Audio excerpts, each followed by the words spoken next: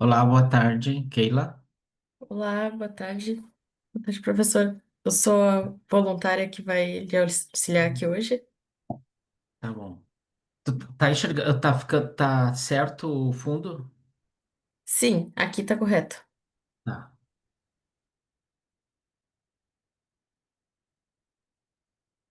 Keila, eu pensei de falar com o pessoal da gente fazer as apresentações em sequência e Aham, pode depois ser os sim. debates. Eu acho que rende mais porque diz, né, na instrução é até 15 minutos, não quer dizer que eles têm que usar todos. E depois a gente tem mais tempo para os debates e fazer os comentários dos trabalhos, se vierem os quatro, no caso, né?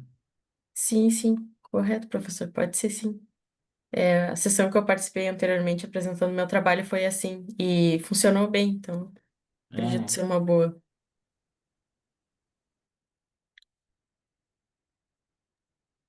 Não sei se o Já senhor quer são que eu quatro debates. cronometre as apresentações.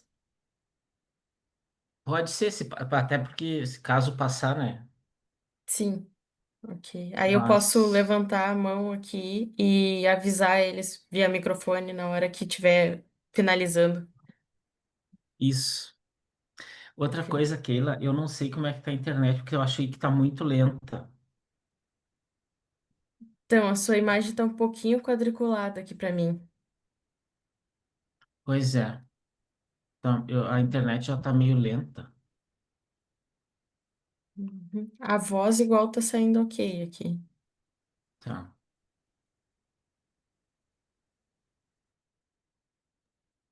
Eu posso Ainda bem que avisar eles, quando faltar uns 3 minutos para finalizar a apresentação, pode ser? ótimo, ótimo, ótimo. Perfeito.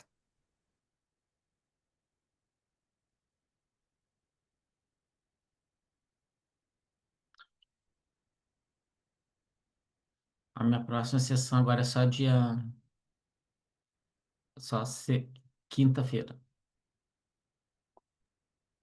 Perfeito. Inclusive, eu vou aproveitar também, professor, às 18 horas eu vou precisar sair, que eu já tenho uma sessão de Sapiens de apresentação. É quando Ah, finaliza a nossa aqui, mas é só caso ultrapasse alguns minutinhos, aí eu preciso sair. Ok. mas eu acho que não vai ultrapassar. Não vamos deixar. Eu imagino que não.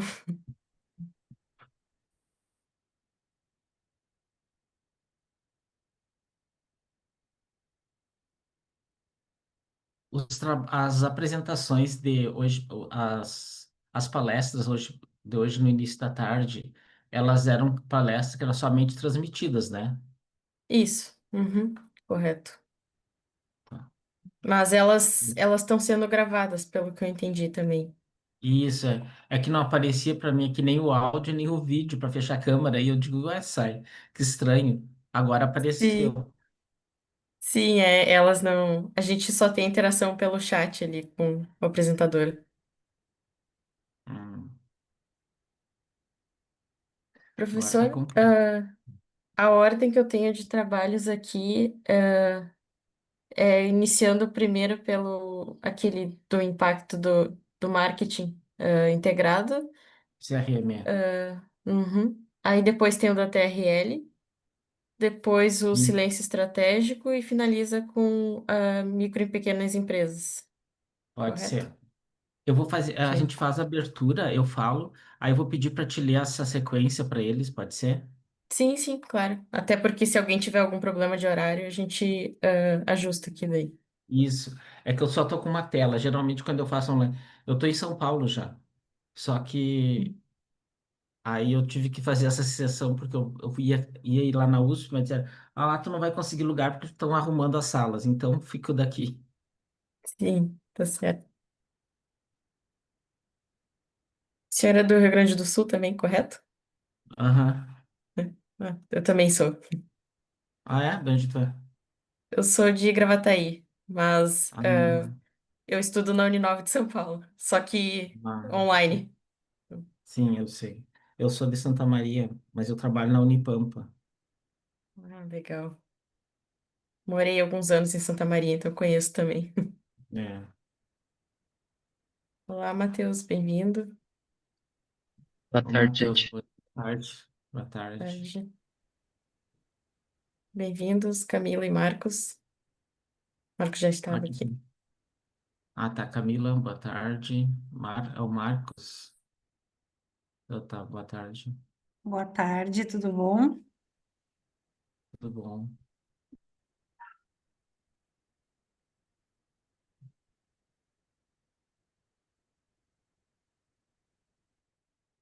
Já temos os três. São três trabalhos diferentes.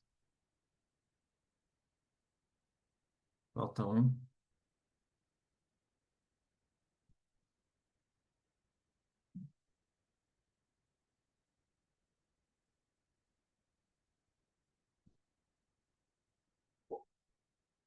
Pelos meus cálculos aqui, professor, faltam dois. Os autores do Dois. primeiro, do marketing, e o do silêncio.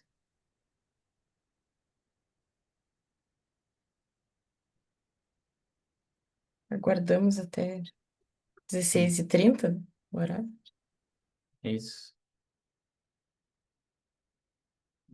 Dá tempo daí testando com eles, né? Se tá tudo bom, o som, o vídeo, as apresentações já ficam mais ou menos. Todos estão ouvindo bem? Camila, Marcos, Matheus. Sim, me ouve bem por aí? Tá, Sim, tá te vendo. É que a internet tá meio lenta de vez em quando.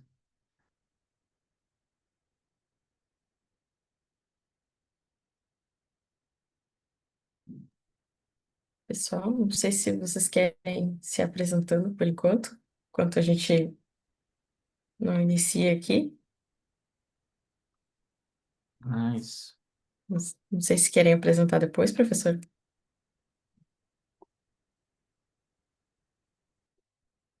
Matheus, qual é o teu trabalho?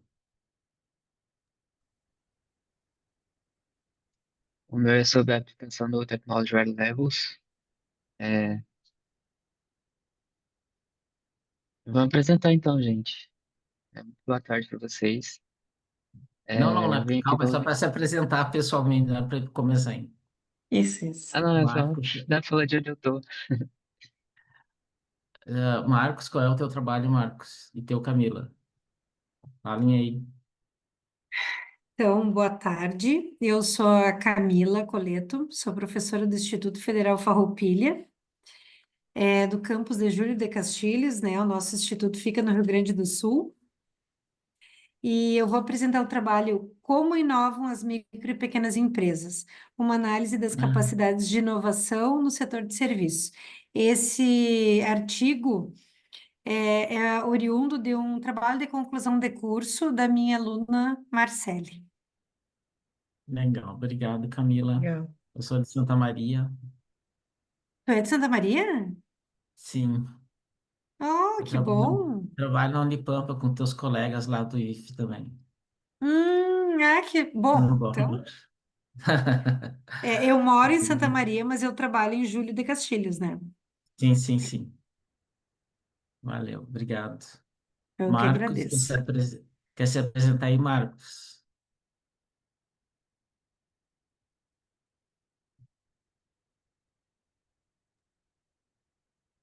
Você, Matheus, é de qual instituição?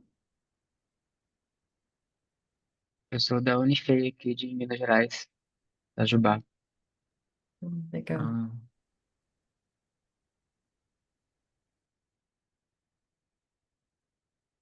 eu participo de um programa em Minas também, mas é na UFVJM, em Diamantina.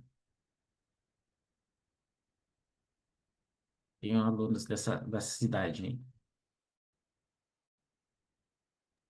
Temos três gaúchos, então, e um mineiro É. na sessão. Vem cá, Pois é. o Marco. Será que o Marcos está nos ouvindo, gente? Pois é. Marcos, se tu quiser sinalizar pelo chat aqui também. Acredito que ele esteja só como ouvinte, professor. Não localizo o nome dele nas Ah, apresentações tá. aqui. Ah, tá bom.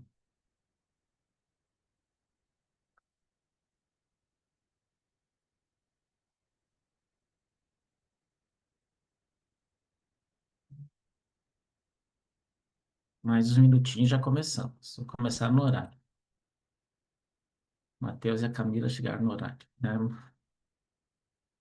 Acho que eu vou me apresentar então, professor. É, Isso, pode faz o ser. favor. Eu sou a Keila, eu vou ser assessora aqui do professor na sessão. Sou doutoranda da Uninove de São Paulo, mas moro aqui no Rio Grande do Sul, em Gravataí, pertinho de Porto Alegre.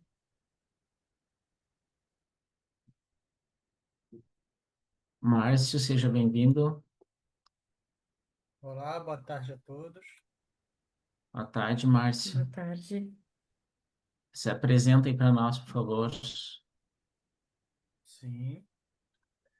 Boa tarde a todos. Meu nome é Márcio Finamor. Eu sou doutor em administração pela Unigran Rio. Qual que é o teu trabalho, Márcio? Atualmente eu sou gestor no Exército Brasileiro. Eu trabalho como gestão da informação, gestão do conhecimento e práticas relacionadas a isso, informação, gestão, conhecimento. Ah, legal. E aqui no evento, tu vai apresentar qual? Silenciamento estratégico, Ah, a apresentação.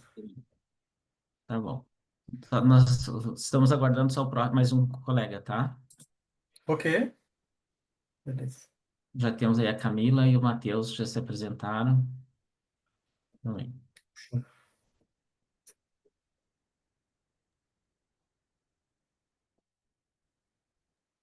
Bem-vinda, Gabriela.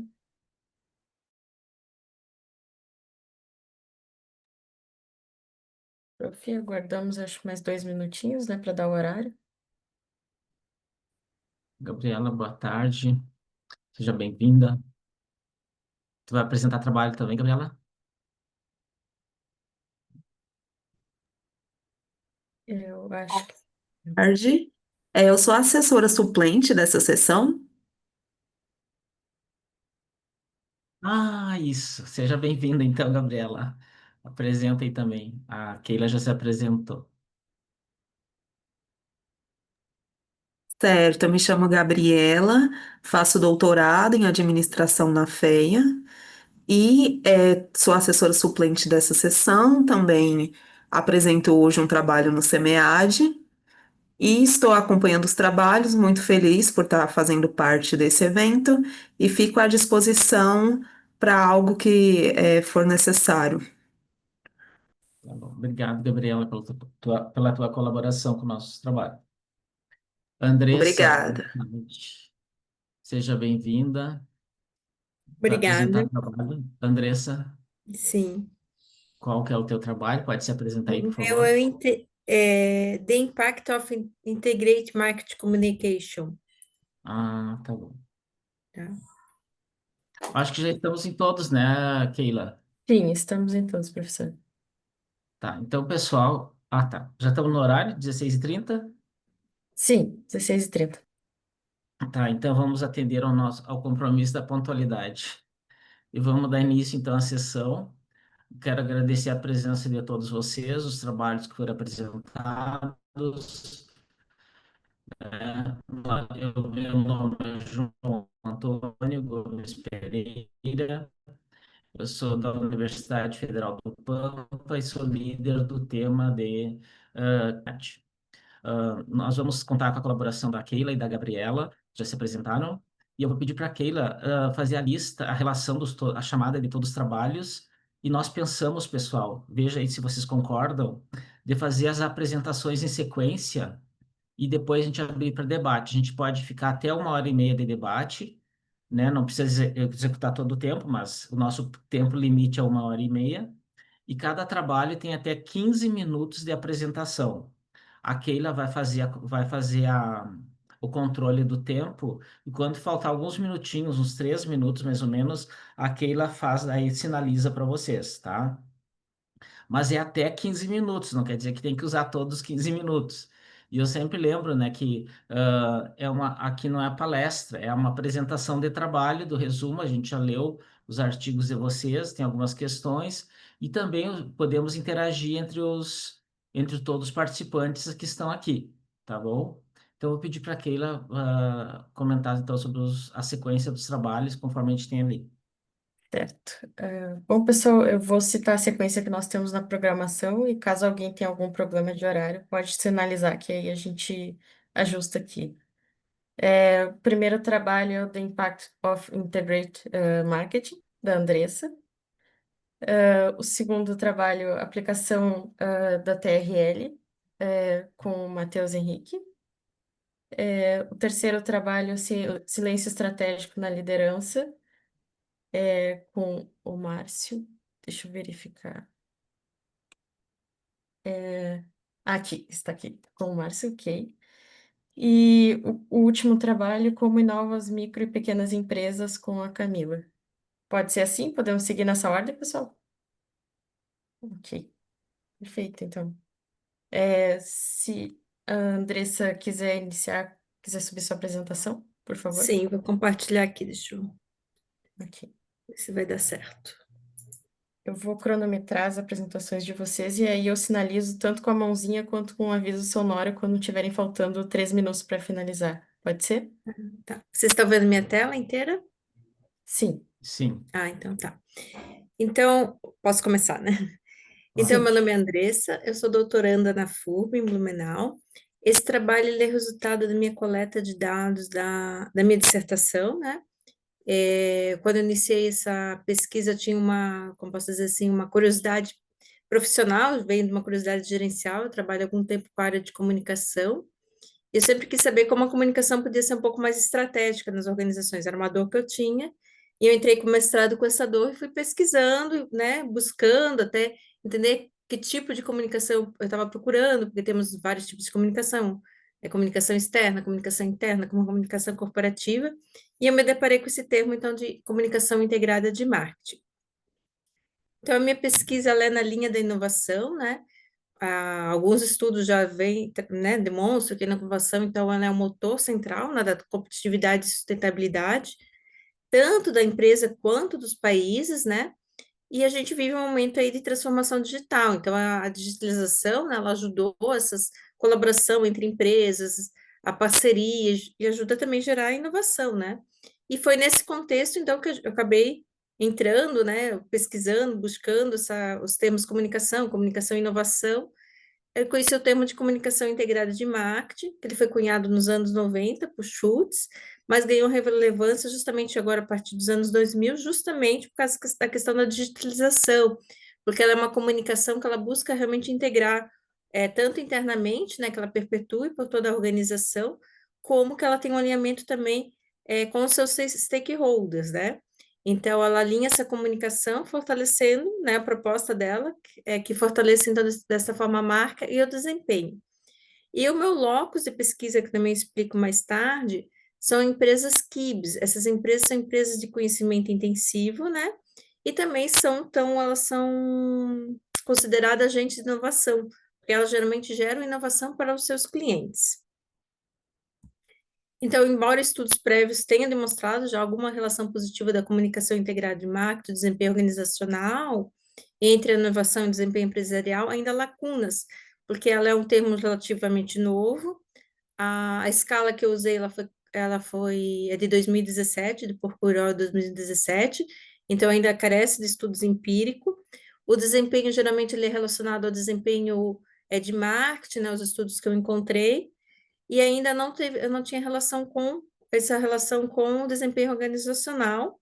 E outro ponto também com a inovação. Tem um estudo aqui do Brasil, de Psico Etoal, de 2020, que eles testaram a cultura de inovação, né? Mas não esse desempenho inovador, e demonstraram que quando tem uma cultura de inovação, ela ajuda nessa implementação da comunicação integrada de marketing, justamente porque é um modelo de comunicação que ele também mexe na estrutura, porque ele tem que ser mais colaborativo, né? Então, quando a empresa tem uma cultura de inovação, vai ajudar nessa implementação. Então, o objetivo do trabalho é avaliar a influência da comunicação integrada de marketing, o desempenho organizacional, considerando, então, o papel mediador desse desempenho inovador em serviço nas KIBs de Santa Catarina. Então, minha fundamentação teórica foi a comunicação integrada de marketing, como eu comentei, foi cunhado nos anos 90 pelo Schultz. ganhou relevância nos anos 2000, né, ganhando novos estudiosos. Ela é uma comunicação, então, o que que ela diz? É que a gente precisa, essa comunicação tem que estar alinhada com o objetivo organizacional da empresa, tem que estar integrada com todos os setores, ela é uma comunicação voltada para os stakeholders, então ela preza muito por esse alinhamento, pela integração, né, da comunicação, e que ela, em todos os pontos de contato, ela siga o mesmo modelo, digamos assim, né? Outra fundamentação teórica, então, é o desempenho inovador em serviço, que é o que? O resultado dos esforços que a empresa faz para a inovação, né? O que, que tentar ver se realmente o que, que ela está gerando de ideia de novos produtos, novos serviços, está gerando um resultado para ela. E o desempenho organizacional, que é então o resultado dos esforços, né, das equipes para trazer resultado para a empresa. Tanto a escala de desempenho inovador quanto o desempenho organizacional, ela é subjetiva, né? Ela é na visão do respondente perante ao concorrente. Ela não traz dados financeiros, no caso. E as PIBs que eu comentei, então, elas são empresas de conhecimento intensivo, que significa que essa empresa, o produto dela é o conhecimento. Geralmente, elas são empresas que outras empresas contratam, né? Porque elas são especializadas em algum conhecimento específico. Então, são empresas de contabilidade, tecnologia. Então, às vezes, uma indústria ou outra empresa de serviço contrata essa empresa, né, terceirizada, justamente porque ela tem algum problema internamente que ela não está conseguindo solucionar, e ela busca esse parceiro, né, para solucionar o problema. E com isso, essas equipes acabam gerando inovação, porque geralmente elas vão trazer novas ideias, né, novos conhecimentos para essa empresa. Então, geralmente elas são empresas pequenas, mas que elas têm um impacto grande, porque elas acabam impactando outras empresas, outros serviços, outras indústrias, e com isso ela contribui para a economia como um todo, né? Esse termo foi cunhado por Mayos em 1994. E as KIBs, então, ele dividiu ainda as KIBs em 3 tipos. A PQIBs, que são serviços profissionais. Aqui a gente entra a contabilidade, escritório de advocacias. A TQIBs, que são de uso de base tecnológica. E as CQIBs, que são criatividade. Aqui entra publicidade, escritórios de arquitetura. Então, o meu modelo conceitual é esse, né? Temos 4 hipóteses. Primeiro, se a comunicação integrada de marketing tem uma relação com o desempenho organizacional, uma relação direta. Depois, se ela tem uma relação direta com o desempenho inovador. A terceira hipótese, o desempenho inovador tem uma relação direta com o desempenho organizacional. E a quarta hipótese, se o desempenho inovador em serviços medeia essa relação da comunicação integrada de marketing e o desempenho organizacional. Então, meu método foi quantitativo, eu apliquei questionário survey na escala tipo Likert, com essas empresas KIBs de Santa Catarina. O meu período de pesquisa foi de 15 de julho a 15 de outubro de 2023. Eu usei a rede social LinkedIn para encontrar os gestores, né? Para as empresas, para definir que empresas são essas KIBs. Eu usei o KENAI, Cadastro de Atividades Nacional. Eu adaptei isso do Mayos, né, que quem cunhou o termo, então ele traz, o estudo de 2005, ele traz a relação segundo o NAI, que é o modelo europeu, e eu fiz essa conversão, então, para o do Brasil, né, para o KENAI. Eu usei questionário Forms, contactei 2.680 gestores, CEOs, LEVs, gerentes, supervisores de KIBs de Santa Catarina, e dos questionários válidos eu tive 417, um respondente por empresa. O construto de pesquisa, então, Comunicação Integrada de Marketing, é de Porcoiral 2017, mas já foi validado no Brasil por Psicotoaldo em 2021. O desempenho inovador e serviço não tinha ainda o modelo, né, desempenho inovador e serviço, então a gente usou 2 bases, de Grau Eral 2009 e Tang Eral 2020. E o desempenho organizacional é uma dimensão, 4 questão, ele é de Lopes Eral 2005, mas também foi validado no Brasil por Gomes e Vojá em 2017. Então, os respondentes. Quando eu busquei essas empresas, eu sempre busquei que fossem os 3 tipos iguais, né? Eu sempre buscava o mesmo tanto de CQIBs, PQIBs e TQIBs, mas o retorno teve o maior da empresa de tecnologia, com 44%. 74% é pequenas e médias empresas, como aponta já a literatura, né? Que essas empresas geralmente são pequenas e médias. 66% aí tem até 19 anos de mercado. Um ponto que a Porcoiral, que fez a escala de comunicação integrada e marketing, ela fala para perguntar o tempo de experiência, então a gente perguntou, ele tinha de 64% de 5 a 20 anos de experiência. E outro ponto que ela disse que a comunicação integrada de marketing não deve ser só do setor de marketing, ela deve perpetuar por toda a empresa, e por isso que é importante a participação de outras áreas. Então, a gente conseguiu esse 52% cargo de gestão de diversas áreas da empresa, e 65% era do gênero masculino. Para unificar os dados, né, para regressão, a gente usou o método Adriana, que é um método aqui da casa, da FUP, o professor, que é o coautor Nelson Henke desenvolveu, o professor de estatística, né, e fizemos também a matriz de correlação e seguimos então para a regressão linear, validando as três hipóteses. Primeira, as relações diretas de comunicação e desempenho inovador, dando significativo, a relação indireta de comunicação integrada de marketing e desempenho organizacional, dando significativo também, o desempenho inovador e o desempenho organizacional com significância, e depois, como a gente tinha usado o SPSS, né, ele não faz a mediação, a gente usou o teste de Sobel, para testar a mediação do desempenho inovador em serviço, dando também significância. Com isso, a gente vê que assim, né, a comunicação integrada de marketing melhora o desempenho organizacional e estimula a inovação, já que ela tem um impacto positivo com os dois desempenhos. O desempenho inovador pode potencializar esses efeitos, né, comprovando, então, quando a empresa tem essa cultura de inovação, quando ela busca, né, novos produtos, novos serviços, ela pode potencializar essa implementação desse modelo de comunicação, já que ela é um modelo mais aberto, mas geralmente uma empresa mais colaborativa, então ela vai ajudar na aplicação da SIM, e reforça a necessidade, então, de comunicação estratégica e cultura inovadora nas KIBs, que é importante porque ela tem uma relação muito forte, principalmente com seus clientes, ela trabalha um modelo que é quase orientado para o cliente, já que trabalha esse conhecimento ad hoc, né?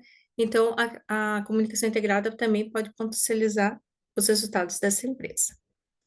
Então, a comunicação integrada exerce impacto direto e indireto, né, via o desempenho inovador, o desempenho organizacional. A inovação em serviço amplia os benefícios da comunicação integrada, e a integração entre comunicação e inovação pode gerar uma vantagem competitiva sustentável para essas empresas. Então, as contribuições teóricas ao próprio modelo, né, não havia encontrado na literatura ainda um modelo que testasse a comunicação integrada com o desempenho inovador e o desempenho organizacional. Os gerenciais mostram, né, que investir em uma comunicação mais integrada fortalece inovação e resultados. Isso também vem para fechar com o que eu buscava, geralmente, realmente uma comunicação que talvez pudesse trazer mais resultados, e quando a gente olha para as organizações, realmente, às vezes, a comunicação é muito dissipada, cada setor, às vezes, tem o seu estilo, ou a comunicação interna é um setor, a comunicação externa é outro. Então, trabalhar isso realmente pode, né, trazer mais resultado para a organização, uma comunicação mais integrada, mais unificada. Sociais, então, apoiamos aí os ODS 8 e 9. E para futuros estudos, a gente, então, replicar os contextos em outros países, poder incluir outras variáveis moderadoras, como a cultura organizacional, por exemplo, e realizar, então, estudos longitudinais e qualitativos. Então, é isso. Obrigada. Parabéns, Andressa. Dentro do tempo. Parabéns, Será Andressa, que obrigado você. Então, vou agora só vamos tirar? para o próximo.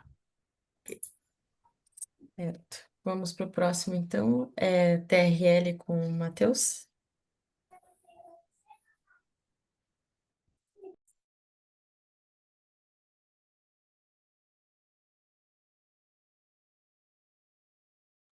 Já estamos visualizando aqui, Matheus. A hora que tu quiser começar. Esqueci do microfone. Então, boa tarde, gente. Prazer estar aqui no SEMEAD. Meu nome é Matheus Henrique. Eu vou apresentar aqui o trabalho a aplicação do Technology Red Levels na avaliação da maturidade tecnológica em um projeto de P&D de uma empresa brasileira de automação industrial. Esse artigo é resultado direto da dissertação de mestrado de um colega nosso, o Reinaldo Versato, que foi o principal autor dessa pesquisa, e eu, juntamente com o Eduardo, atuamos como coautores, colaborando aí com ele durante o desenvolvimento dessa pesquisação dentro da empresa.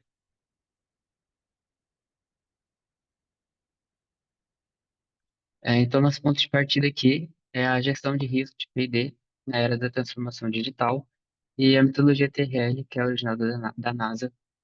Ela é uma ferramenta-chave para isso, e aqui no Brasil ela é cada vez mais central, sendo aí referenciada por agências como a Embrapa e também em legislações como a Lei do Bem. Contudo, a literatura ela aponta uma lacuna entre a norma e a prática, e isso aí levou à nossa questão de pesquisa, que é de que forma a metodologia TRL pode ser implementada para avaliar e gerir a evolução da maturidade tecnológica em projetos de PDI, integrando seus processos de gestão já existentes em uma empresa de base tecnológica. Então, nosso objetivo geral foi, portanto, analisar a implementação da metodologia TRL para a medição do nível de maturidade tecnológica das diversas etapas que compõem um projeto inovador de P&D a partir da aplicação em uma empresa brasileira na área de automação industrial. Para isso, a gente definiu três objetivos específicos. Então, mapear as contribuições de TRL, identificar os níveis de prontidão em loco em cada etapa e validar a integração da metodologia aos processos da empresa. Bom, como revisão, aqui o TRL é uma escala de 9 níveis que mensura a maturidade de uma tecnologia e ela divide em três grandes fases. A primeira é a pesquisa, que é do TRL 1 a 3. Ela é a prova do conceito, ainda em nível de bancada, então ela é basicamente a ideia que se tem. O próximo é o desenvolvimento, com TRL de 4 a 6. Aqui é a fase de prototipagem e validação em ambiente relevante, como um laboratório. E, por fim, é o TRL de 7 a 9, que é a implantação. Aqui é a qualificação final e demonstração em um ambiente operacional. Um pouquinho do histórico sobre TRL. Ela possui um histórico bem consolidado, foi formalizada por Menks em 95 e foi adotada globalmente e normatizada aqui no Brasil pela BNT em 2015. E é um campo muito vivo, a gente vê hoje muitas críticas e propostas de expansão, como temos o BRLA, que inclui dimensões de mercado e regulação, e também o TRL7C, que é focado em cocriação. Então, nossa revisão sistemática, ela analisou cerca de 390 artigos e identificou duas vertentes principais durante a nossa aplicação. A primeira vertente é a aplicação, avaliação direta, que é uma régua para diagnosticar setores estratégicos como hidrogênio verde, reciclagem de plásticos. E a segunda vertente são frameworks adaptados. Aqui é a proposta de expandir o TRL para incluir fatores sociotécnicos ou institucionais. Então, são vertentes que elas trabalham para definir novas variáveis do TRL e a literatura também aponta para a importância de ferramentas de avaliação. No Brasil, é um marco a plataforma Nematec, que é uma calculadora da Agência Espacial Brasileira, que foi uma ferramenta que a gente selecionou para fazer esse estudo. No entanto, ela destaca também os desafios centrais na implementação, como é apontado pelo Reinaldo, que o subjetivo da avaliação e a dificuldade da implantação em sistemas complexos. E é exatamente essa lacuna de como fazer que o nosso trabalho se insere. Ai, perdão, gente. Onde eu parei? Aqui. Bom, e nesse fator é a pesquisa sincera.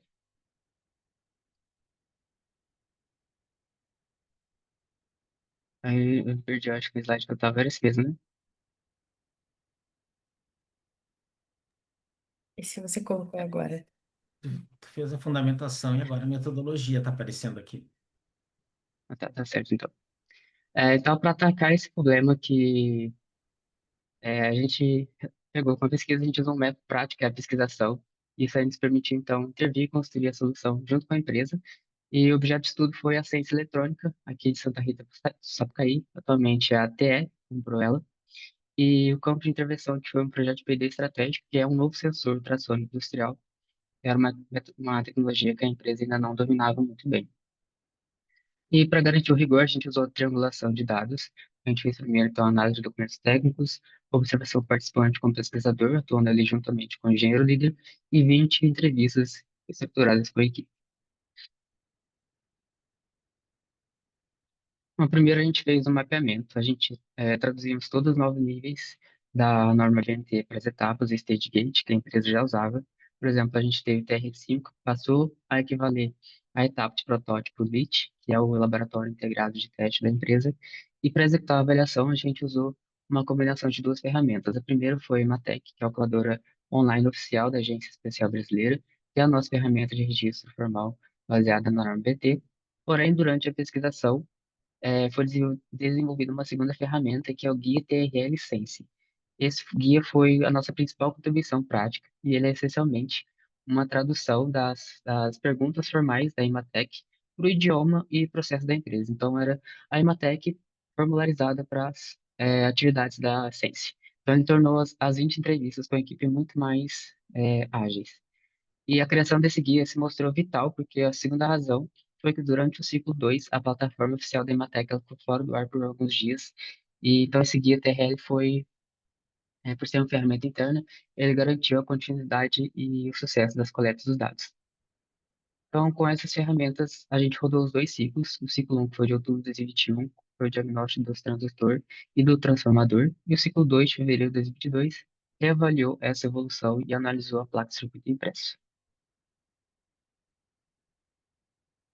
Então, a gente sobre os resultados, no ciclo 1, foi o diagnóstico usando a calculadora Imatec. Fizemos o diagnóstico com foco no risco no transdutor. Então, aqui a análise mostrou uma maturidade heterogênea e tinha uma simulação em TRL8, mas os componentes físicos críticos, como o cristal piezoelétrico, em TRL5. Então, aqui a gente tinha um produto pronto em TRL alto, mais uma característica dele em TRL baixo. Então, nesse TRL mostrou exatamente onde que estava o gargalo. Já o transformador TAI, ele já estava em TRL9, então ele já era uma tecnologia dominada pela empresa, e a conclusão do ciclo 1 foi que a TRL5 ela foi alcançada em todos os componentes, e isso aí validou a gente passar para a próxima etapa do projeto. Então, 4 meses depois, no ciclo 2, a gente reavaliou esse trabalho. O transdutor deu um salto para o TRL9, foi impressionado aí pela qualificação da produção em escala com parceiros, e o insight principal veio da análise da placa de PCI, aqui a montagem inteira antes de TRL5, e isso porque os componentes internos, como fontes e microcontroladores, já estavam em TRL8. E o TRL nos permitiu ver que o risco não estava nas peças, mas sim na integração do sistema. Então, o TRL5 da montagem foi atingido após a validação da placa proprietária em testes na câmara anecoica, que é a câmara de realização de testes. Então, esse figura 5 resume o fluxo da nossa pesquisação. E a fase exploratória definiu o contexto, e a fase da ação rodou os dois ciclos. E na discussão, os stakeholders validaram o TRL como uma ferramenta eficaz de mitigação de risco, e também como ferramenta de gestão auxiliar. E a nossa maior contribuição prática com a empresa foi o Guia TRL Sense, que foi uma resposta direta ao desafio da subjetividade a traduzir a norma para o processo de atividade da empresa. Como mitigação de risco, TRL tornou o risco tecnológico visível e mensurável. TRLs baixos, ele ajudou a direcionar o P&D, e em TRLs mais altos, ele guiou o refinamento. Quanto à gestão auxiliar, foi considerado uma ferramenta de gestão simples e eficaz, e contribuição prática foi a guia TRL, foi o responsável pelo desafio da subjetividade, adaptando aí as normas e processos da empresa. Bom, para concluir academicamente, o estudo ele preenche uma lacuna de detalhar aí, um caso no setor industrial privado brasileiro. Gerencialmente, validamos um modelo de integração e entregamos o Guia TRL, que é uma ferramenta customizada e também replicável. Como limitações, reconhecemos a subjetividade da avaliação, que o Guia TRL ajudou a mitigar, e o fato também de o projeto estar em andamento. Com pesquisas futuras, sugerimos estudos longitudinais acompanhados do TRL 1 ao 9 e estudos comparativos também em outros setores. Essas aqui foram as referências. Obrigado, gente. Parabéns, Matheus. Muito obrigada pela tua apresentação. Parabéns, Matheus. Obrigado. Agora, o próxima pessoa, O artigo do Silêncio Estratégico na Liderança, do Márcio. Márcio. Ok, boa tarde, vou compartilhar aqui. Só uma dúvida, é tela inteira, né? Compartilhar? É Abrir o melhor para a Isso. gente documento. visualizar aqui. Abrir o documento e compartilhar. Tá. Isso. Então,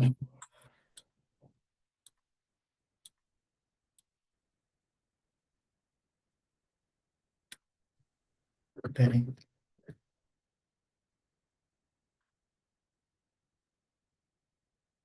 Janela. Achei. Compartilhar. Estão vendo a minha apresentação? Sim. Sim. Tá. Boa tarde Só a não, todos. não está em modo Oi? apresentação. Só coloca em tela cheia, Márcio, por favor. Uhum. Tem ali Só, um espacinho que diz tela cheia. só um minuto. Não, aqui tá parar de compartilhar. Eu estou no PDF. Mesmo assim, Eu acho que Isso é só ver se nesse ele não é último ícone escrito. embaixo à direita. Nessas 4 setinhas. À direita. No Zoom mesmo? No seu É aí no cantinho. documento. PDF. Isso. Não, mas então, você já está aberto para mim aqui. Vocês não estão vendo isso? Meu Deus, e agora? Não, É é bem. que ele não está em modo de apresentação, mas se tu não Ah, tá. conseguir, Modelo. assim também.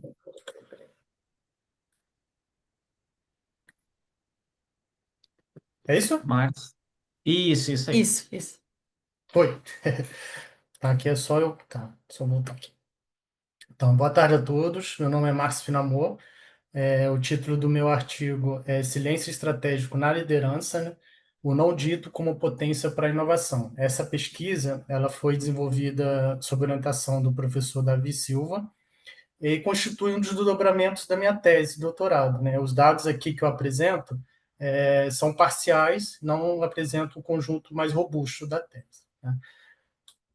Então, assim, para começarmos, é importante destacar que o tema de silêncio organizacional e a voz dos funcionários tem ganhado destaque nas áreas de recursos humanos, comportamento organizacional, bem como na gestão de trabalho. Quando falamos de silêncio organizacional, não estamos apenas nos referindo à ausência de fala, mas sim também um fenômeno profundamente social, relacional e influenciado, né, por fatores como capital social, moeda de troca relacional dentro do ambiente organizacional. O mais interessante, sim, é que, ao contrário de que muitas vezes se pensa, o silêncio pode também representar um comportamento pró-social, ou seja, voltado para a melhoria contínua, e não apenas um sintoma de medo ou repressão, que muitas das vezes acontece nos ambientes organizacionais. Além disso, tanto a voz quanto o silêncio são vistos na literatura como forma de participação voluntária e intencional dos funcionários. Ou seja, eles escolhem expressar ou reter informações, preocupações, conhecimentos e ideias com base de como esses funcionários percebem o ambiente, né, em seu redor. Próximo aqui, tá. O valor assim estratégico da voz dos funcionários pode ser compreendida como um comportamento discricionário, né? Ou seja, ele é positivo.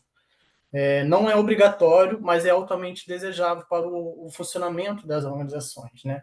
Ou seja, ela cumpre funções estratégicas dentro das empresas, como, por exemplo, identificação precoce de erros, fortalecimento de segurança operacional, e especialmente a inovação e melhoria contínua de práticas, serviços que podem ser adotados.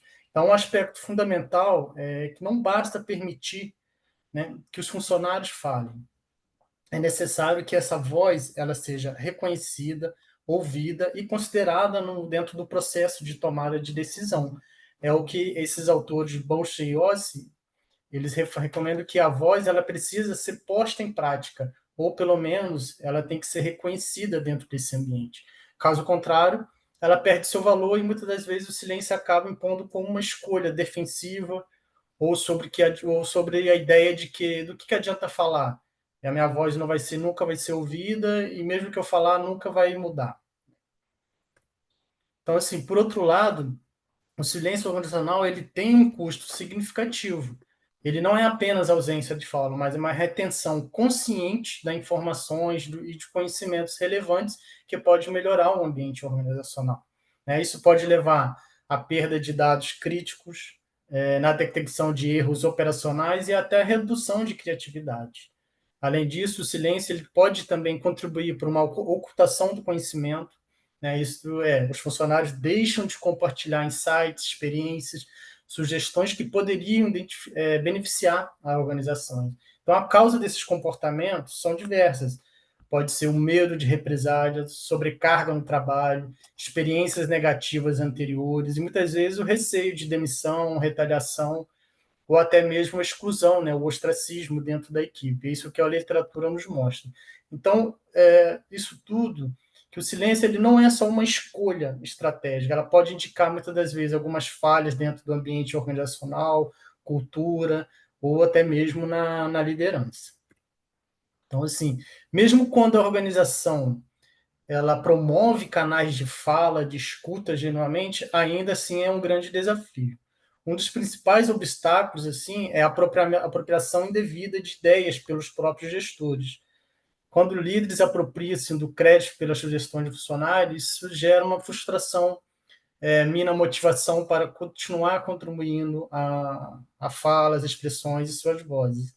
Além disso, a presença de liderança tóxica ela caracteriza por ambiguidade, abuso de poder e o endosso seletivo de vozes. Então, ou seja, criar um ambiente que incentiva o silêncio favorece muitas das vezes essa ocultação de informações e de conhecimentos relevantes. Isso nos leva a uma questão central. Muitas das vezes o problema não está em quem fala ou deixa de falar, mas na forma como a organização escuta seus funcionários. Por isso, investigar a ideia do não dito, isto é, o que os profissionais evitam expressar, se torna uma chave estratégica para compreender e transformar práticas organizacionais. Então, assim, quando falamos em silêncio estratégico, estamos falando também do não dito. Isto é, aquelas ideias, percepções e sugestões que os funcionários guardam por não encontrar espaço seguro para expressar. Então, essas ideias elas não desaparecem. Pelo contrário, muitas das vezes elas amadurecem internamente. E quando surge um ambiente mais receptivo ou uma oportunidade adequada, essas ideias vêm à tona, né, como propostas concretas de melhorias. São soluções simples, mas eficazes, que melhoram o processo e ajustam, né, a rotina no dia a dia e redesenham a prática, o que pode ser considerado, né, como uma potência para a inovação incremental. Até aqui a gente sempre falamos que o silêncio estratégico como algo geralmente problemático, mas é importante reconhecer que nem todo silêncio é negativo. A literatura aponta que existe também o silêncio, esse silêncio estratégico, né? Que aqui eu defendo para os efeitos positivos das organizações e na equipe, visto que tem a ideia e outros conceitos de silêncio estratégico numa perspectiva mais negativa, que não é o caso aqui do meu trabalho. Então, a literatura recente reforça que a voz tem um papel crucial para a inovação, para melhorias, decisões mais assertivas.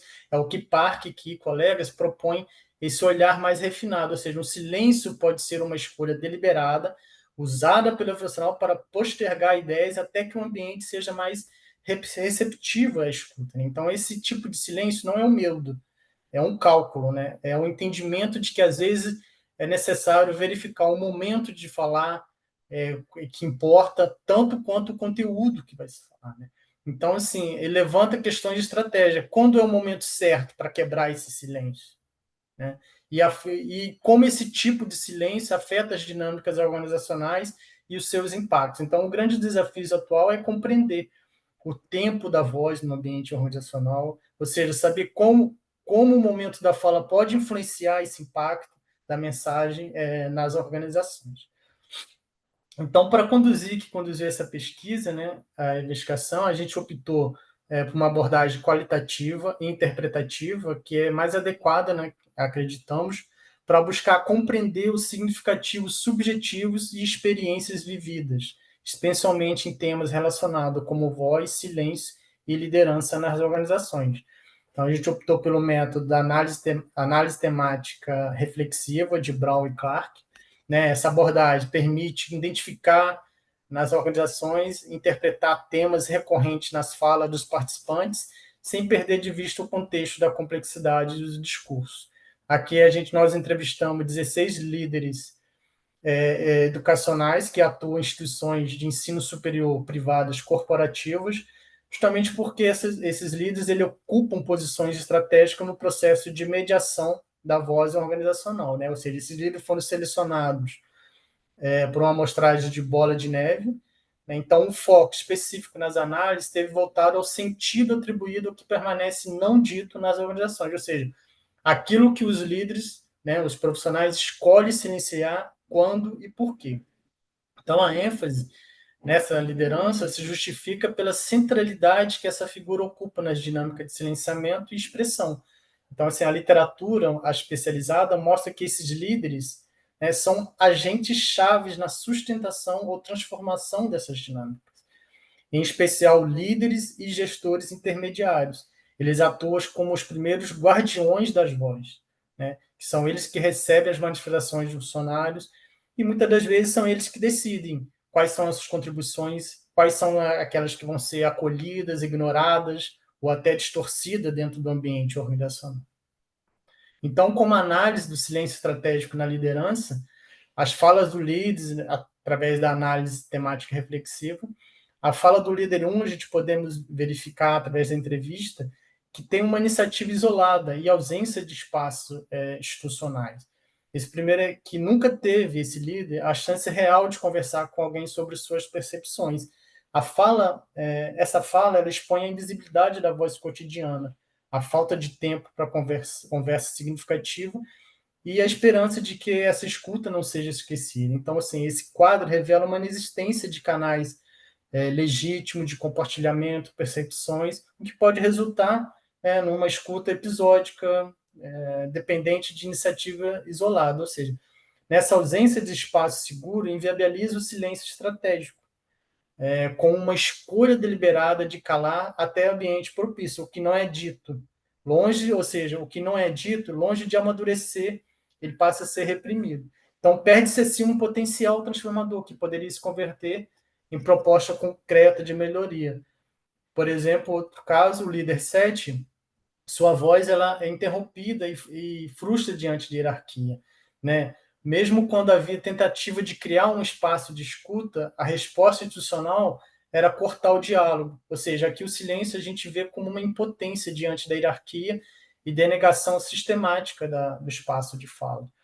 Já o líder 14 tem um cálculo estratégico da fala, ou seja, ele mostra que o silêncio ele é uma estratégia. O líder ele adia a fala intencionalmente quando percebe que o ambiente não está receptivo à sua fala. Então, essa postura revela o esforço da organização, do pensamento e do cálculo do momento certo para se posicionar. Essas falas revelam que o silêncio não sempre é ausência de opinião, mas muitas vezes é uma escolha situada que pode ser marcada por medo, estratégia ou até mesmo esgotamento e supressão institucional. Aqui os líderes mostram de como o silêncio também se manifesta em decisões estratégicas, de não falar, seja por medo, julgamento, contexto, ou até mesmo uma percepção de que não há espaço real de fala. O líder 5, por exemplo, ele avalia essa estratégia. Ou seja, ele evidencia que o cálculo racional entre posicionar e permanecer em silêncio, ou seja, ele avalia que existe um momento, o impacto, até o risco de se sofrer retaliações. E, ou seja, ele se preocupa, existe uma preocupação clara de como e quando e para quem falar. O líder 6, ele usa o silenciamento como uma adaptação ao seu redor, no seu ambiente, né, no seu contexto, ou seja, nesse relato a suspensão momentânea da fala como resposta de encontrar esse momento adequado. Ou seja, é uma espécie 3 de minutos. censura. 3 Tá. minutos. Ok. Tá, vou adiantar. Então, quando o silêncio se torna prudência, aquilo não parece como escolha, né, do líder. Muitas das vezes, debate e esse silêncio diante de decisões negociais típicas do contexto.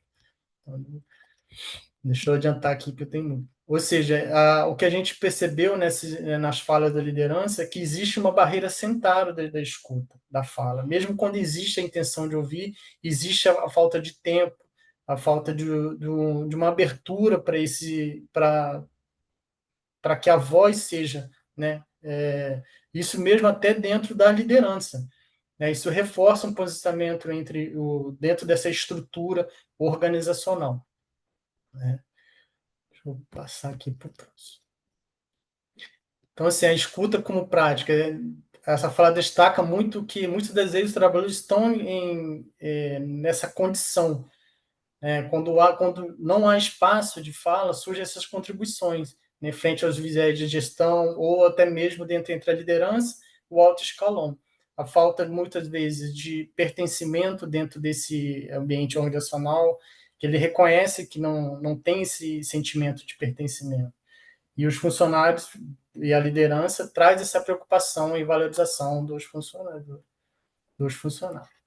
Então, assim, como discussão da liderança, em várias falas surgem relatos sobre liderança, isso gera uma ruptura de confiança e silenciamento. Quando a voz não é reconhecida, ela acaba se tornando descartável e reforça a importância da escuta legítima, né? Ele requer tempo, espaço e reconhecimento. Então, por isso a ideia de um cultivo de voz dentro do ambiente organizacional, né, é importante como valor estratégico na promoção e na compartilhamento dos saberes, né?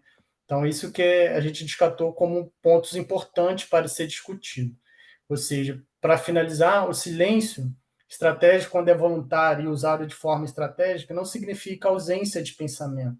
Pelo contrário, ele pode quebrar aqueles padrões de mentais automáticos e abrir espaço para maior reflexão, especialmente em conversa entre líderes e suas equipes, né, que permite novos insights surjam, pode gerar valor real na organização e abrir caminho para a inovação. Ou seja, o silêncio estratégico, quando usado com cuidado, respeito o tempo, né, o espaço do outro, ele ajuda a criar ambientes onde a pessoa pode ouvidas de verdade, sem medo, sem julgamento. E nesse tipo de ambiente que as ideias inovadoras ganham mais espaço, né? Ou seja, o não dito, então entra como um potencial para contribuições, quando o silêncio é visto como estratégia.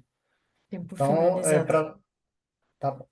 Obrigado, e depois aqui é só as referências.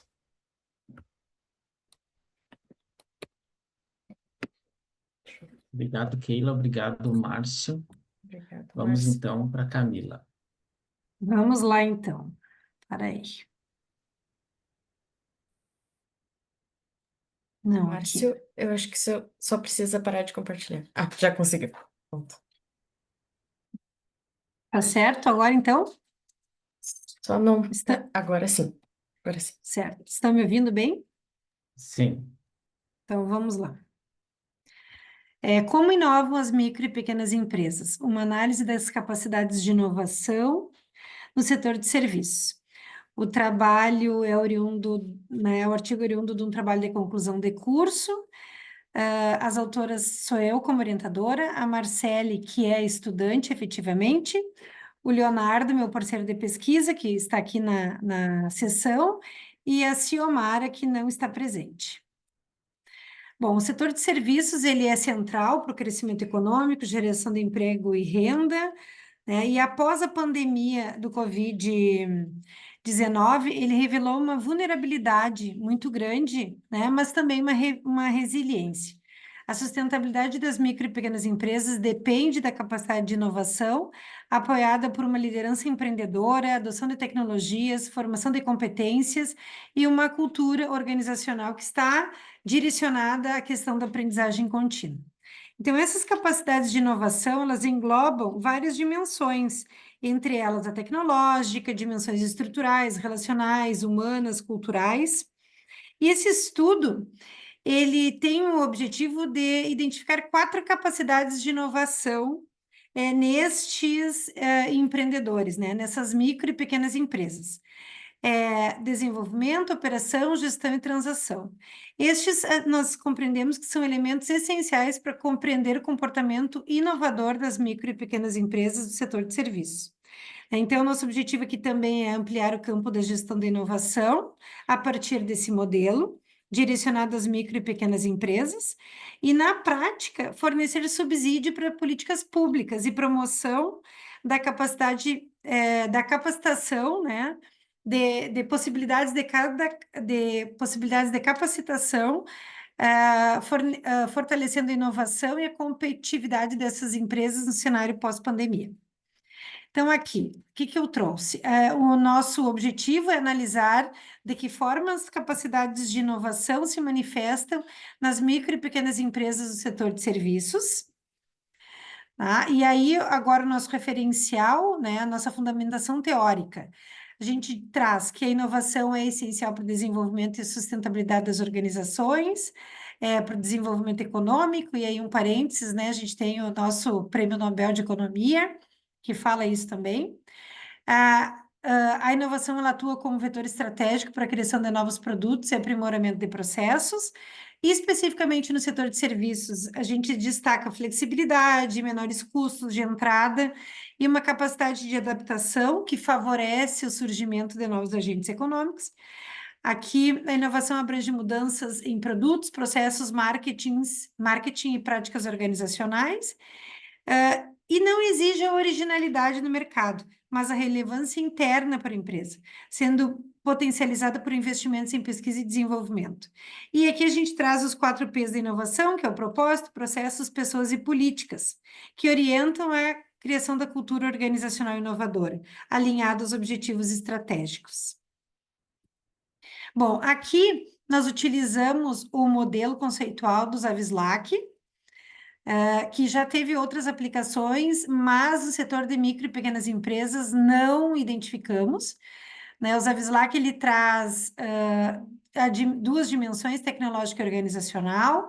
A dimensão tecnológica possui 2 capacidades, de desenvolvimento e de operações, e a organizacional de gestão e transação. A nossa metodologia. Foi uma pesquisa qualitativa e exploratória. A nossa primeira etapa foi uma aproximação e uma contextualização. Então, em agosto e setembro de 2024, o primeiro contato com as empresas, a identificação dos entrevistados e o levantamento inicial sobre a estrutura, sobre a equipe e sobre como funciona a gestão. Depois, uma segunda etapa, entrevistas e o perfil dos participantes. Nessa segunda etapa também ocorreu a adaptação, né, do modelo do Zavislak para o contexto das micro e pequenas empresas. E aí, sim, a aplicação das entrevistas entre setembro e outubro de 24, 10 entrevistas com empreendedores de diferentes ramos de serviços, então manutenção veicular, autoescola, corretagem, odontologia e comunicação. As empresas possuem entre 5 e 30 anos de atuação e incluem tanto negócios familiares quanto não familiares, que possibilitou, então, uma análise diversificada dessas capacidades de inovação. O instrumento de coleta de dados foi uma adaptação do instrumento aqui. O Zavislak ele propôs, mas ele teve algumas adaptações e no nosso especificamente foi o instrumento adaptado de Pujal e Zavislak, de 2022, que era para a indústria. Nós adaptamos para as micro e pequenas empresas. A terceira etapa, então, foi a análise de conteúdo, apoiado pelo software Iramutec. Nós utilizamos uma análise lexicográfica. Nessa análise lexicográfica, nós identificamos 3 classes analíticas principais: negócios, inovação e gestão, que reúnem de forma intercalada as diferentes capacidades de inovação e estruturam a análise apresentada no estudo. Então, só um parênteses aqui, a gente fez a análise lexicográfica, aí nós identificamos um dendrograma das classes, e depois o gráfico da análise fatorial correspondente, que nós vamos ver a seguir. Bom, aqui eu trago para vocês essa adaptação, né, do modelo do Zavislak para a indústria e as questões sobre as capacidades de inovação no setor de serviços. Então, aqui, na capacidade de desenvolvimento, a empresa desenvolve e lança novos serviços, se sim, dê exemplos, monitora as últimas tendências tecnológicas do setor, adapta a tecnologia às suas próprias necessidades, né? Capacidade de operação, formaliza os procedimentos de planejamento e controle de projetos, utiliza a tecnologia de ponta no setor e assim vai. Então, aqui no próprio artigo está o quadro com todas essas questões sobre capacidade, né, que nós adaptamos. Bom, aqui o perfil dos entrevistados, serviços de manutenção e reparação mecânica, formação de condutores, prestação de serviços, de chaveiro, transporte rodoviário coletivo de chaveiro, corretagem de aluguéis, prestação de serviços de alarmes, então, ali o perfil dos 10 entrevistados. Aqui o nosso dendrograma das classes e suas formas lexicais, então, aqui a gente definiu 3 classes, o Iramutec nos apontou para 3 classes, embora o modelo teórico sejam 4 classes, então uma classe acabou ficando diluída, tá? Não tem problema nenhum. Isso não impede, do corpus ter validade. E aqui nós temos, então,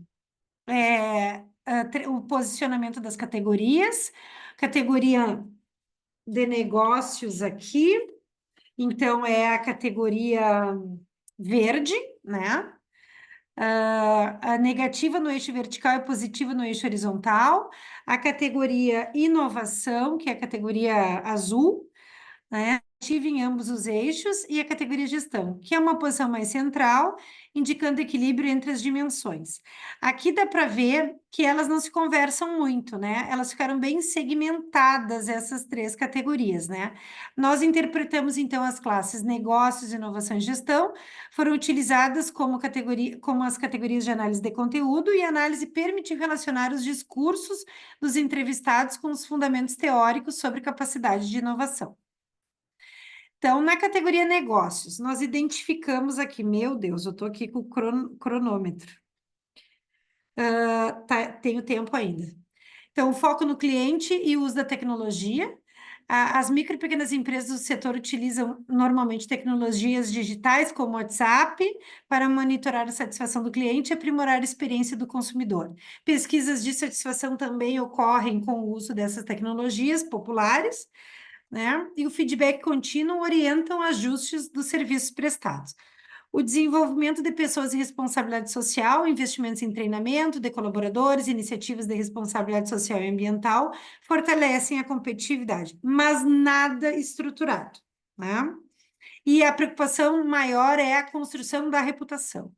Na categoria inovação, percebe-se uma prática de inovação como essencial, que é o uso da tecnologia, a adaptação de serviços e a criatividade em tecnologias digitais comuns, como rede social, Instagram e Facebook, né, WhatsApp. Com o objetivo de atender às necessidades dos clientes. As práticas inovadoras surgem da observação contínua, e a experiência do gestor e disposição para experimentar, incluindo aplicativos próprios, melhorias do atendimento, uso de redes sociais, novos serviços e reorganização de processos. A categoria gestão. Gestão informal e familiar, predominantemente baseada em conhecimentos empíricos e experiências acumuladas, com planejamento não estruturado e ajustes diários conforme a demanda do cliente. E é uma coordenação e capacitação. Apesar da ausência de sistemas formais, há divisão de tarefas, uso de ferramentas simples como planilhas e agendas, preocupação com capacitação técnica da equipe, evidenciando uma gestão adaptativa e funcional que organiza recursos internos de forma eficiente e próxima dos processos de negócio. Então, já encaminhando para o final, as categorias e correspondência com a capacidade de inovação. Essas três categorias, negócios, inovação e gestão, foram definidas a partir da análise lexicográfica. Tá? Os negócios englobam interação com o mercado, atendimento ao cliente, expansão de serviços e fidelização, vinculando-se à capacidade de transação e parcialmente de operações. A capacidade de operação não é clara, não aparece nessas categorias definidas a partir da análise lexicográfica. A inovação concentra o uso de tecnologias, a adaptação de serviços e criatividade associada à capacidade de desenvolvimento, que também é uma capacidade proposta pelo modelo. E a gestão une o controle interno, divisão de tarefas e planejamento informal, refletindo a capacidade de gestão. Né? A integração da capacidade de operação não surgiu fortemente, tá? Ela é uma categoria, como categoria independente, aparecendo integrada à capacidade de transação. Então, isso deve às especificidades também, nós entendemos, das micro e pequenas empresas voltadas ao setor de serviço. E isso torna a dimensão operacional menos destacada na narrativa dos entrevistados. Então, o estudo buscou identificar essas capacidades, como elas se manifestam, práticas adaptativas, usos pontuais de tecnologia e estratégias de relacionamento com os clientes, um ambiente favorável à inovação, existe a disposição para inovar, mas não existe, de repente, um investimento em melhorias de gestão, parcerias, qualificação, nos negócios, operações e transações com cliente, inovação, criatividade e adaptação e gestão, práticas organizacionais. E identificamos essa integração das capacidades, de uma certa maneira, menos, nem tanto da capacidade de operação. Então, limitações e recomendações futuras. A pesquisa ela foi limitada a um único município e utilizou uma amostra por conveniência. E para estudos futuros, recomendamos ampliar o número de participantes e setores, além de investigar fatores externos, como políticas públicas, redes de apoio e ambiente competitivo, no fortalecimento das capacidades de inovação das micro e pequenas empresas. E eu concluo, então, com as nossas referências e agradeço a todos, finalizo a minha apresentação. Obrigada. Muito Obrigada. bem, obrigado, Camila. Obrigado, Keila, também. Pessoal, então, nessa primeira rodada de debates, vamos verificar, eu acho que todos ouviram as apresentações dos colegas, dos membros. Então, vamos ver se, antes de eu fazer os meus comentários que eu fiz aqui, anotei aqui na leitura, ah, algumas coisas vocês já responderam para mim durante a apresentação de vocês, mas eu vou comentar igual. Eu quero que vocês façam perguntas, deixar para se algum tem pergunta para o outro nessa primeira parte agora.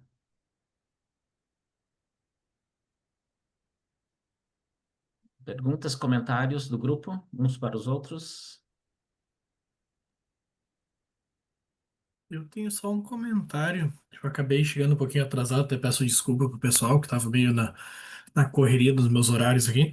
Mas só um comentário que eu faço do primeiro trabalho, que tipo, no meu doutorado eu foquei para a área qualitativa, mas no mestrado eu fiz quant. Então, tipo, tu sempre fica de olho nos dois lados.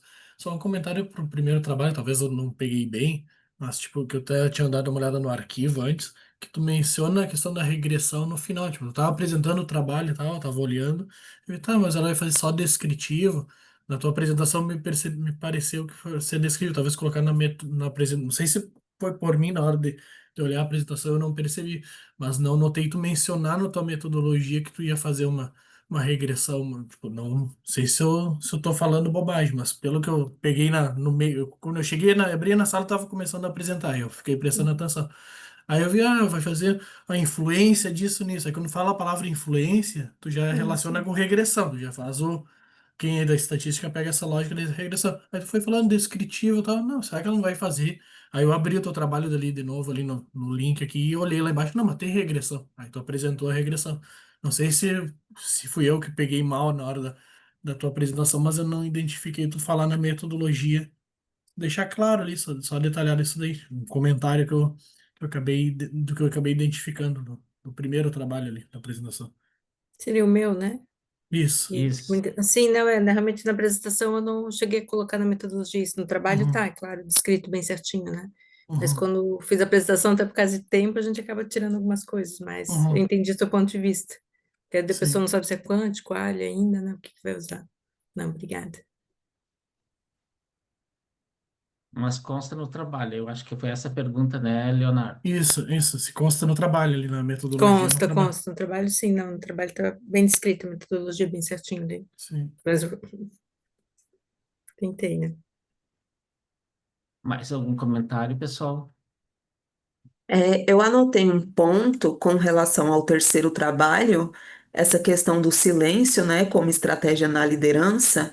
Eu achei interessante um ponto que fala que o funcionário espera o momento certo para falar com o chefe. Mas será que ele está sendo estratégico e inteligente em esperar de fato esse momento certo? Ou apenas ele está com medo, né, de falar na hora errada?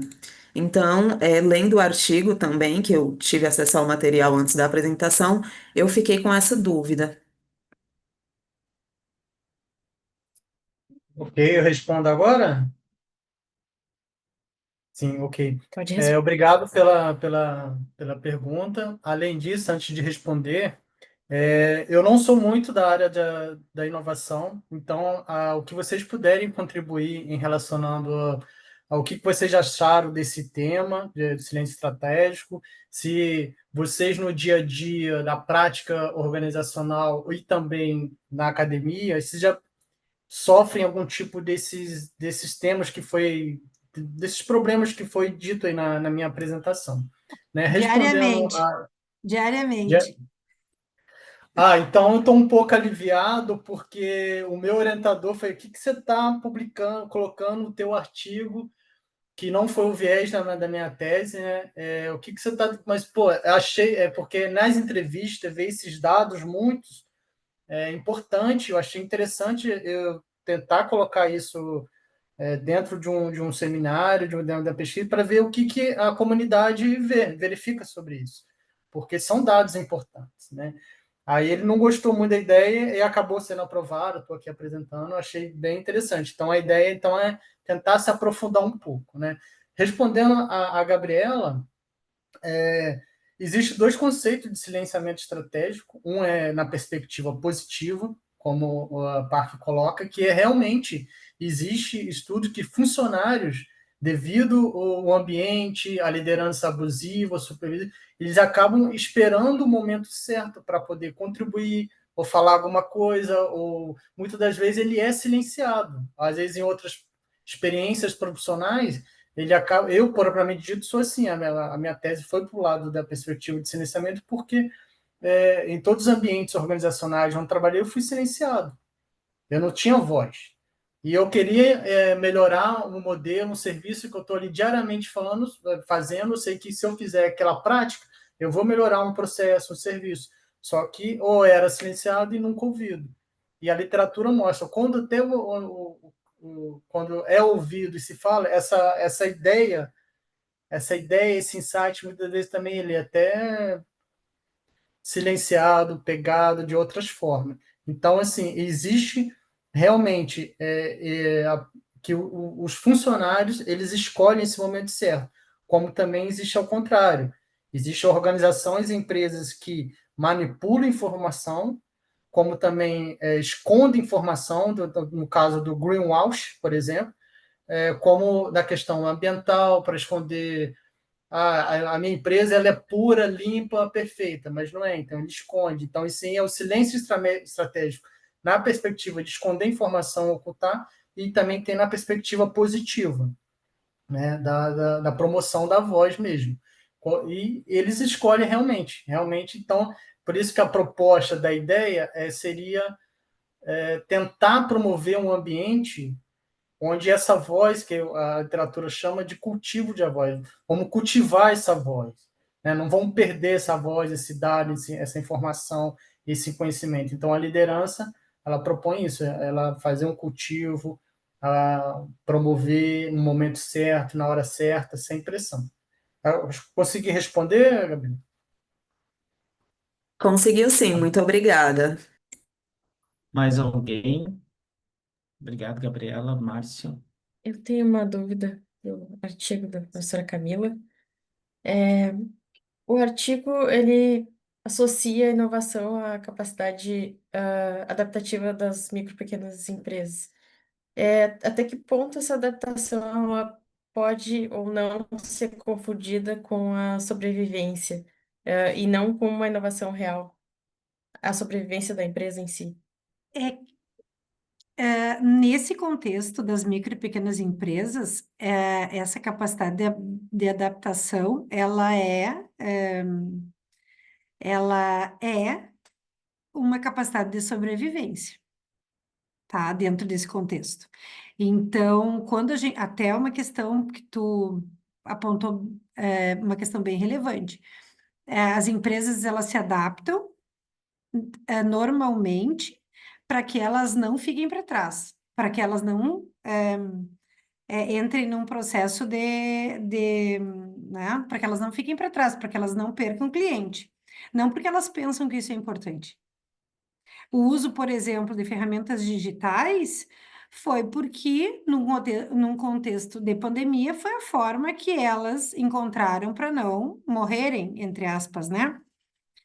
Então, é similar, são conceitos que nesse estudo pode ser considerado bem próximo. Pode ter a mesma abordagem, a mesma compreensão na prática.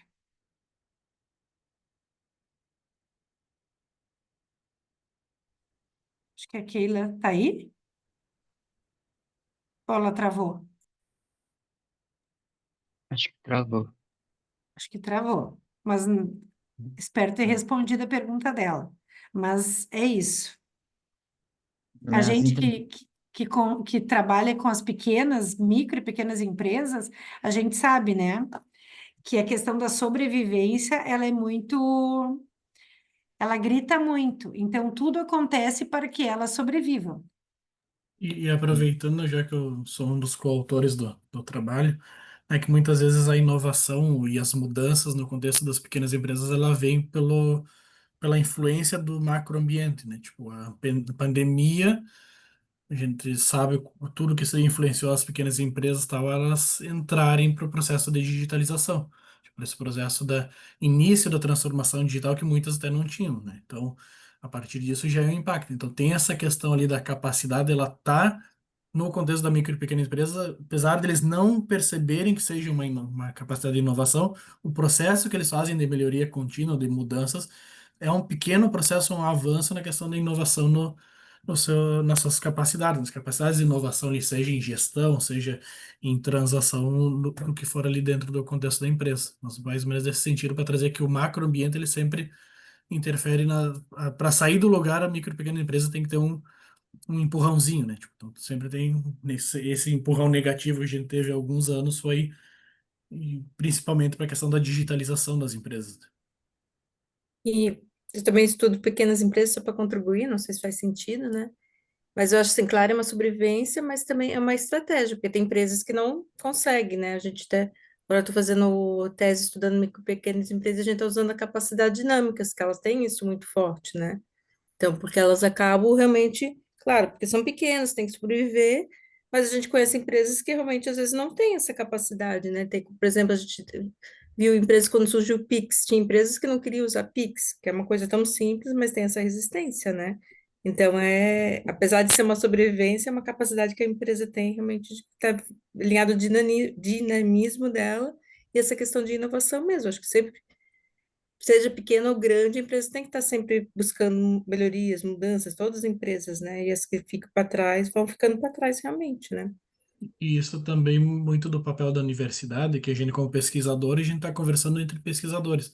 Mas sair também dessa linha da pesquisa que a gente está aqui para, com o resultado que a gente está investigando na micro e pequena empresa, tentar passar isso daí a partir da ideia que a gente mencionou no artigo das políticas. Todas as vezes a gente fala em artigo para criar políticas públicas, mas tentar ser algo um pouquinho mais concreto, de fazer alguma ação, uma capacitação, alguma coisa, para eles entenderem essas capacidades existem ali. O que a gente está fazendo nos trabalhos, eu e junto com a Camila, a gente está tentando fazer em diferentes setores, nos TCCs que a gente pega ali, ou seja, de banco ou a orientação, para tentar ver, identificar a partir desses estudos, conseguir maior dados disso aí para tentar depois fazer alguma ação, tipo, tentar. Aqui a gente está falando na academia, não tem o pessoal da micro e pequena empresa, não está aqui assistindo para ver esse resultado, e o jeito que a gente está conversando aqui é num nível acadêmico. A gente tem que tentar trazer isso daí também para o âmbito das micro e pequenas empresas de uma maneira didática e tentar passar para eles conseguirem entender que essas capacidades elas existem, a gente está identificando que elas estão ali presentes de uma maneira ou outra, talvez muito atrelado à pergunta anterior da sustentabilidade da empresa, ao invés de pensar em inovação, ele está sobrevivendo, está mudando para sobreviver. Então, tentar fazer coisas nesse sentido, fazer coisas relacionadas a isso. Tu mencionou da tua pesquisa de capacidades dinâmicas, se tu focar na micro e pequena empresa, também vai pegar esse fator de tentar dar um feedback. A gente sempre tem que focar também nesse lado da moeda ali, que a gente tem as publicações do artigo, mas tem também a pesquisa ali trazendo esse impacto, né, que a universidade tem que ter. E Muito só um bem. pouquinho, Andressa, tu não acha que é muito desculpa, professor, mas só um comentário com a Andressa. Uma das coisas mais difíceis desse trabalho foi fazer com que os microempresários compreendessem as perguntas. Uhum. Sim, Eu não sei se sim, tu percebe isso, né? Por sim. mais que eles sejam pessoas assim, esclarecidas, tudo. Mas fazer com que essa dificuldade foi muito grande, né? E fazer com que o aluno também conseguisse fazer essa perguntar sem ser tendencioso. Então, por isso também que a gente só conseguiu 10, porque chegou Uhum. uma hora que não, não dava mais. Né? É um desafio, realmente. É É um que a gente falou, desafio, porque eles não né? é porque assim, às vezes eles nem percebem que eles têm isso, né? Eles não percebem, assim, né? É uma coisa tão natural, é tão na sobrevivência, tão vai acontecendo e vou fazendo, que eles nem percebem. Que a gente falou, e o aluno não ser tendencioso também é bem difícil mesmo, né?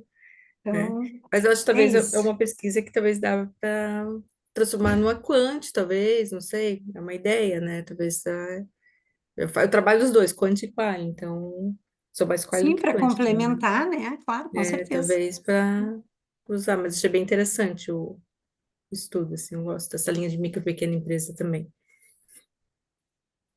Pessoal, a gente já está Obrigada. se encaminhando mais para os finais, né? Então, eu quero agradecer a presença de todos e eu tenho algumas colocações que eu gostaria de fazer, que surgiram e algumas vocês já comentaram, mas só para reforçar. E lembrar também que a Keila colocou ali no chat a importância de, ao final da sessão, a gente fazer a avaliação, tá? Então, eu entendi que os trabalhos são todos muito bons, né? Foram selecionados, inclusive, né? Uns temas muito atuais, temas que nós precisamos discutir, né, em relação às micro e pequenas empresas, as indústrias, né, o setor industrial, né? E eu tinha anotado várias coisas, mas em função do tempo, né, eu vou fazer algumas perguntas. Eu vou falar no geral e depois aí que você fique à vontade para fazer os comentários e aí a gente encerra, para a gente tentar encerrar às 18 horas, tá bom? No trabalho da Andressa, eu achei bastante interessante trabalhar a questão da comunicação integrada de marketing. Eu trabalho com marketing e a gente trabalha com os alunos também essa formação o trabalho de planejamento de marketing e comunicação integrada para micro e pequenas empresas da fronteira oeste do Rio Grande do Sul, né? Então a gente faz com que eles façam um planejamento integrado de marketing. Eu e uma outra colega trabalhamos com isso, né? Então, eu achei bastante interessante esse estudo que tu traz, né? E a minha pergunta para ti, né? Entre tantas coisas que eu tinha notado, eu concordo, inclusive, com a observação do Leonardo em relação, que o Leonardo fez em relação à questão da metodologia, né? E, principalmente, eu acho que alguns pontos precisam ser mais clareados, por exemplo, o, o teu orientador, pelo que eu entendi, ele faz parte da equipe da criação da Adriana, se não me engano, pelo que tu entendeu, pelo que eu entendi, né? Então, acho que vai ser interessante, né? É uma aplicação do modelo, né? Então, é importante destacar isso aí também, né? Esse estudo, essa relação. Mas a minha pergunta que surgiu é se, pelo que eu entendi, eu vou fazer todas as perguntas a partir do que eu entendi, só para tirar as dúvidas também, tá, pessoal? Por exemplo, no entendimento do teu estudo, a comunicação integrada de marketing, né, ela contribui, uma vez tendo inovação para o desempenho organizacional, seria isso? Né? É isso que tu quer mostrar, né? Isso que eu quero dizer, que ela, tipo, eles estão bem interligados, como esse ambiente de inovação vai ajudar, né, a comunicação, e ela também colabora para a inovação, porque ela traz essa colaboração entre o ambiente, né? E como tu comentou ali, realmente, assim, eu vejo na academia, né, também estudei comunicação integrada, mas, assim, abrindo aspas, quando você vai para a prática, é uma coisa que nas empresas realmente é difícil funcionar, assim, porque talvez a micro até consegue um pouco melhor pela estrutura, mas a grande, geralmente, os setores são fragmentados, né? Então, geralmente, tem uma pessoa que vai olhar para o interno, uma que vai olhar para o externo, às vezes tem comunicação, não sei, corporativo, marketing. Então, eu via que realmente ficava muito fragmentada a informação e, às vezes, a empresa, trabalhei em algumas indústrias têxteis aqui da região maiores, assim, grandes, ela se perdia essa comunicação, né? Então, e no final, quando você vai, né, conversar com o líder, com todo mundo, o problema sempre era a comunicação. Mas eles, às vezes, o problema, o líder acha que a comunicação é um setor. Então, é difícil a pessoa entender que a comunicação tem que ser todos, né? Então, foi dessa que surgiu essa minha dúvida. E como eu estudo a linha de inovação, eu linkei com a inovação e vi que fazia sentido, mas ainda há poucos estudos fazendo essa ligação, né? Tanto que alguns feedbacks que eu recebi foi realmente essa questão de trabalhar a comunicação voltada com a inovação, porque na área de marketing, geralmente fica marketing com desempenho em marketing, né? Fica meio que dentro da, Sim. da área, não? E ali fica quase que duas áreas diferentes, digamos assim, né? Eu gostei do trabalho do Márcio, né? Eu acho bastante rico, né? E que bom que o Márcio fez a observação em relação ao orientador dele, porque na minha tese, eu foi sobre criatividade e desempenho inovador nas indústrias da região sul. Então, a gente trabalhou muito a questão do diálogo, da conversa entre as pessoas, em espaço para conversas, espaço para o diálogo no setor industrial. São poucas indústrias que têm esse espaço.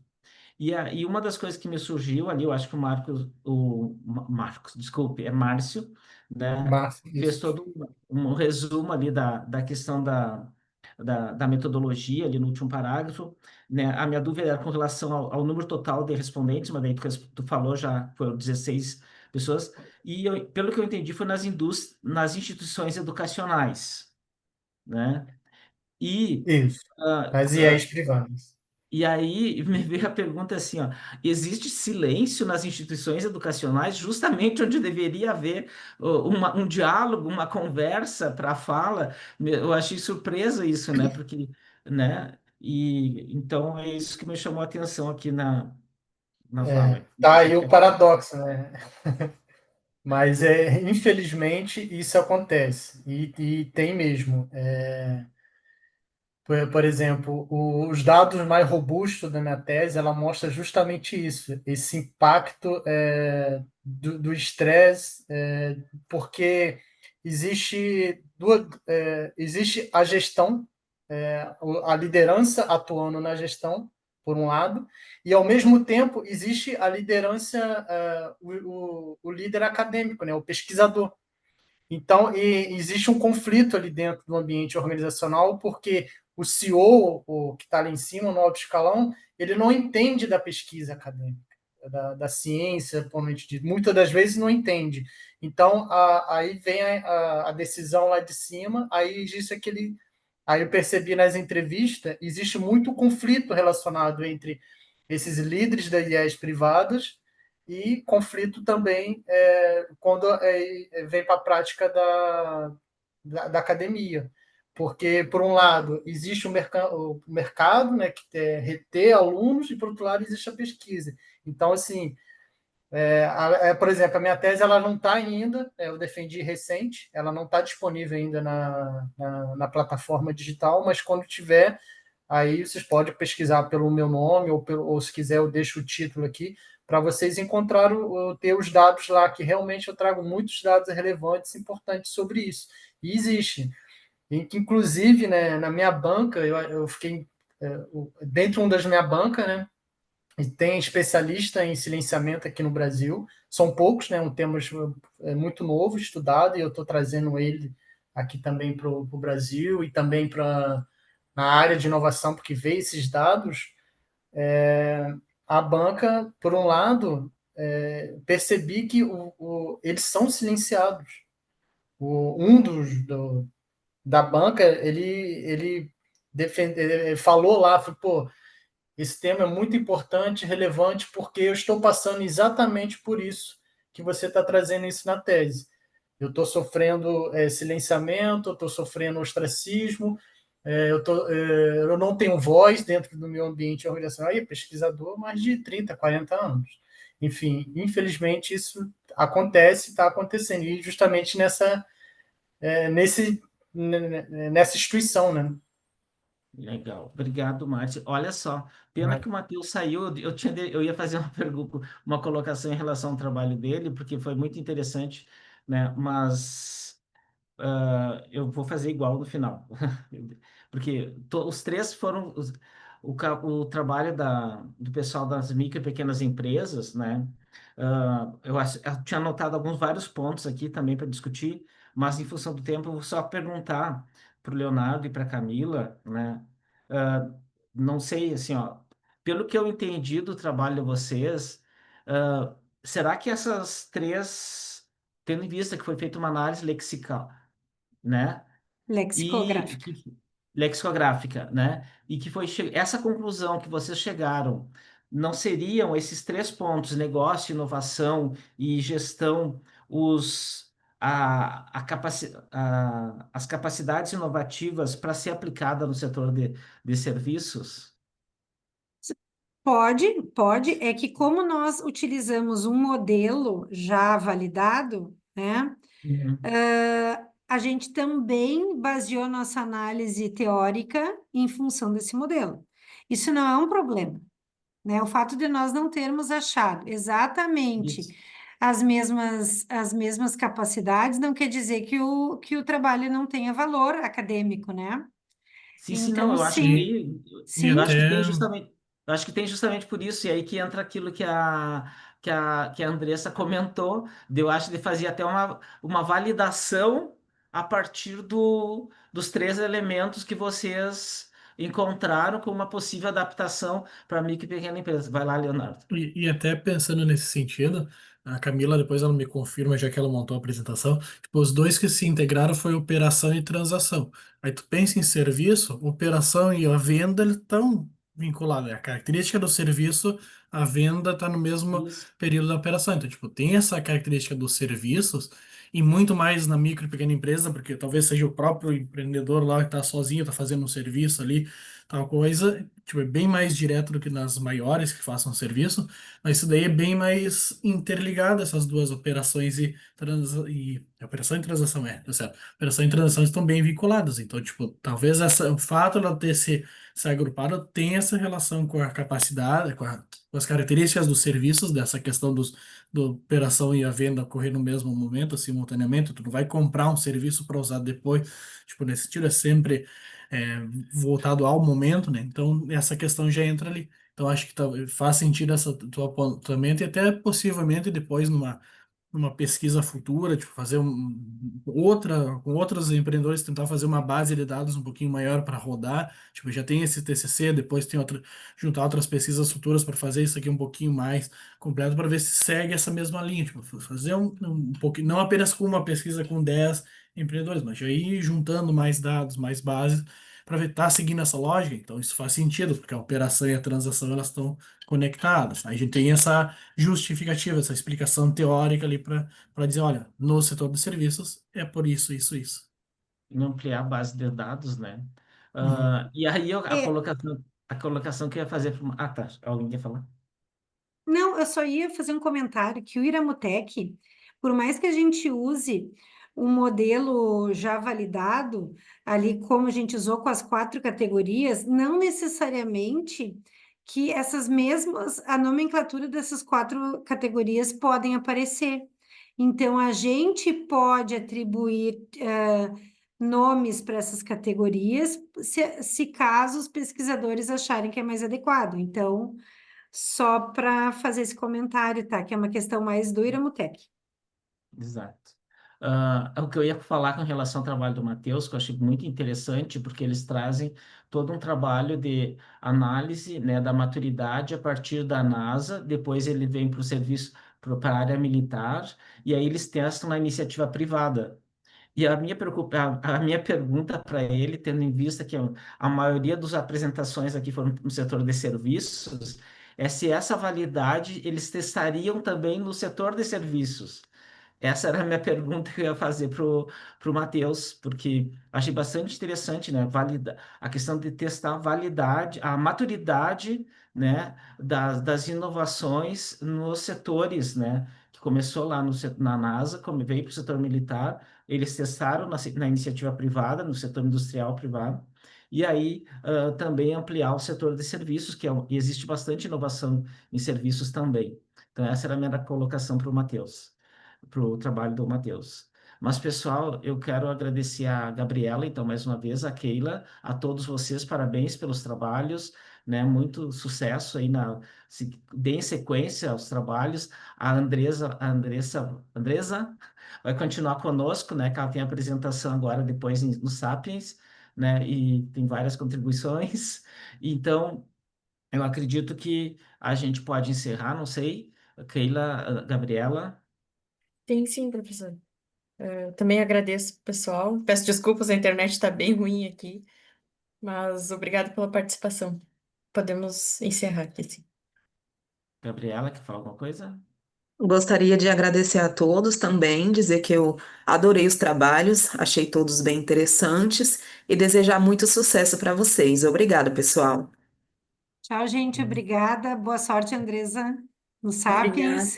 Obrigada. Tchau, Obrigada. tchau. Tchau. Tchau, Tchau, tchau. professor. Obrigado. Boa sorte, Obrigada. Andresa. Tchau, tchau. Ah, Tchau.